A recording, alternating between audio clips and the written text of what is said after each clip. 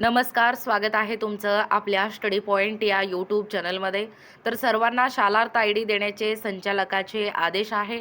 याबद्दलच नेमकं अपडेट काय सांगतोय आपले विक्रम वसंतराव काळे, आमदार छत्रपती संभाजीनगर विभाग शिक्षक मतदारसंघ प्रदेशाध्यक्ष महाराष्ट्र राज्य राष्ट्रवादी शिक्षक संघाच्या वतीने काय अपडेट आहे ते या ठिकाणी आपण जाणून घेत आहोत.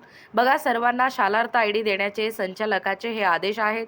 राज्यातील नव्याने 20% अनुदानावर आलेल्या प्राथमिक, माध्यमिक व उच्च माध्यमिक शाळांतील शिक्षक कर्मचाऱ्यांचे शालार्थ आय डी देऊन त्यांचे वेतन अनुदान वितरित करावे, यासाठी यापूर्वीच आदेश निर्गमित केले आहेत.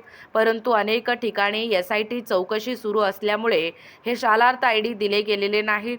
काही ठिकाणी मुद्द्यावरून टाळाटाळ होते. ही बाब मी माननीय शिक्षण मंत्री दादाजी भुसे व राज्यमंत्री माना पंकज भोयर यांच्या लक्षात आणून दिली होती व त्यानुसार संचालक श्री महेश पालकर व श्री शरद गोसावी साहेब यांच्याही कानावर घातलेली होती.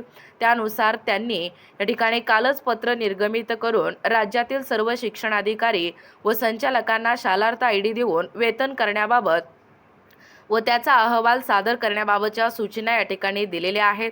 पाहू शकता, आमदार विक्रम वसंतराव काळे यांनी हे अपडेट्स दिलेलं आहे. सर्वांना एकूणच शालार्थ आय डी देण्याचे संचालकाचे आदेश आहे. आमदार छत्रपती संभाजीनगर विभाग शिक्षक मतदारसंघ प्रदेशाध्यक्ष महाराष्ट्र राज्य राष्ट्रवादी शिक्षक संघ. बघा, एकूणच जास्तीत जास्त हा व्हिडिओ शेअर करा. जे शिक्षण विभागाशी संदर्भित सर्वात महत्त्वपूर्ण असा अपडेट आहे.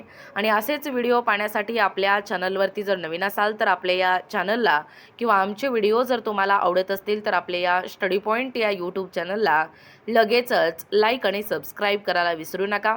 भेटूया पुढच्या नवीन व्हिडिओमध्ये. तोपर्यंत धन्यवाद.